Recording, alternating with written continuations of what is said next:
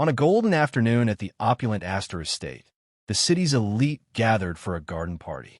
The air was thick with the scent of blooming jasmine and expensive perfume, but beneath the surface, a different kind of tension simmered.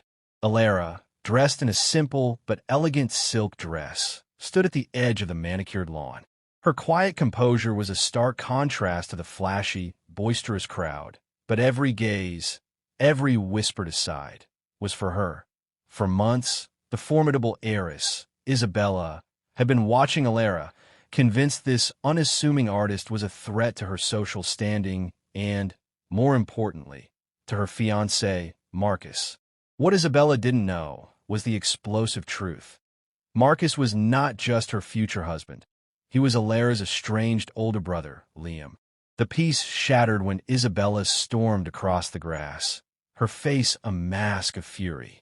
"I know what you've been doing," she hissed, her voice cutting through the polite hum of conversation.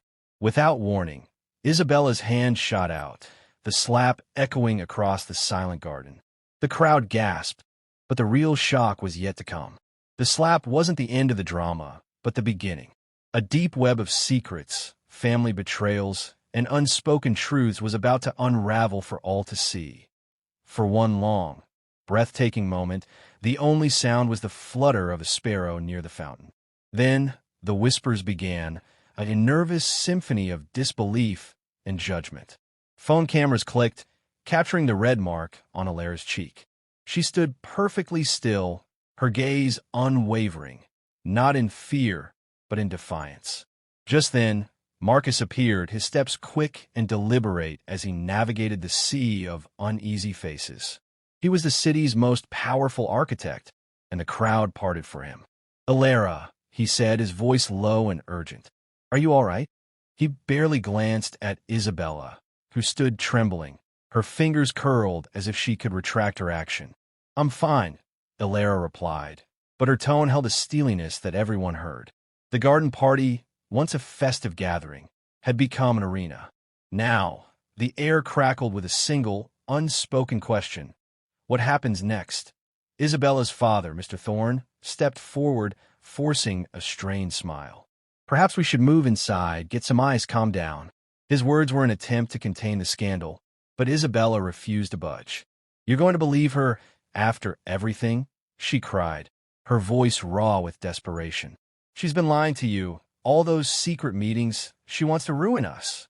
Marcus's reply was a cold, hard truth. "Alara is my sister." A collective murmur swept through the crowd. Sister. The word shifted the entire atmosphere. Doubt flickered in the eyes that watched Isabella.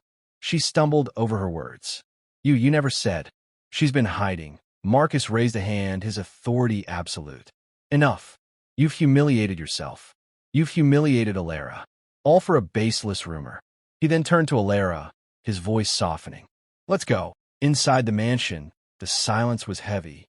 Alara shook her head when Marcus offered to leave. "No. If I leave now, that's what they'll remember. I didn't do anything wrong."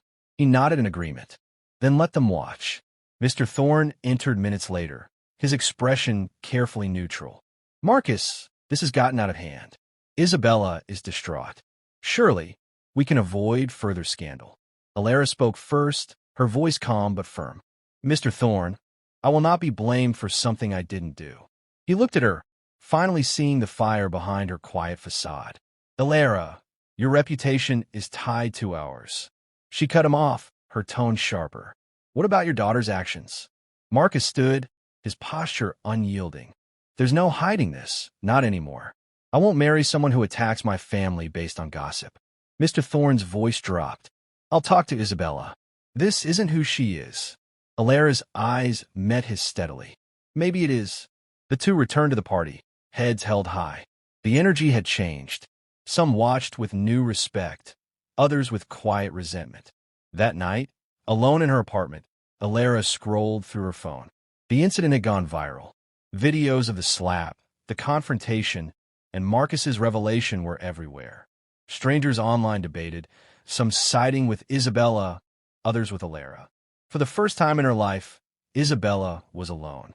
Her friends vanished. Her social media was filled with condemnation, and her father threatened to cut her off unless she apologized.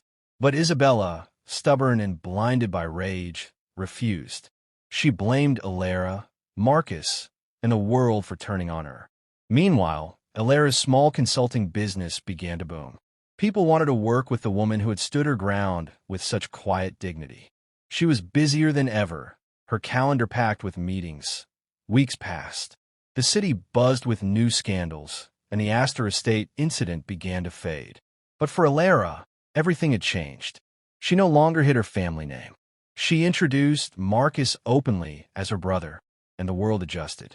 She felt a new sense of freedom, as if she had finally stepped out of the shadows. One rainy afternoon, a knock sounded at Alara's office door. Her assistant announced a visitor. Alara's heart tightened as she recognized the figure in the hallway. It was Isabella, stripped of all her usual glamour, dressed in a simple blue dress, her eyes rimmed red. "Alara, do you have a moment?" Her voice was small, vulnerable. Alara hesitated, then nodded. Isabella sat across from her, twisting her hands in her lap. Finally, she looked up, her gaze sincere but unsteady. "I was wrong about everything. I lost everything because I couldn't see past my own jealousy. I'm sorry." Alara listened, her face unreadable. "You hurt a lot of people, Isabella, not just me." "I know." Isabella's voice cracked. "I'm trying to make it right. I'm working now. No trust fund. No shortcuts. I want you to know that." A moment of quiet understanding passed between them. Alara nodded, her tone firm but not unkind. "I hope you find what you're looking for." When Isabella left, Alara let out a deep breath. The air in her office felt different, clean, unburdened. Isabella's world continued to crumble, forcing her to sell her jewelry and take a receptionist job. She had to learn humility and resilience, to measure her worth by her own effort, not her inheritance. For Alara, the incident became a legend. She was invited to speak at conferences and became a quiet symbol of dignity under fire. Through it all, she stayed true to herself and her values. As spring returned, new roses bloomed in the garden where it all began. Alara walked the paths, sunlight warming her face. The past was no longer a weight, but a lesson. Justice had not come with revenge, but with the undeniable power of truth. And power, for once, had not changed hands through wealth, but through character.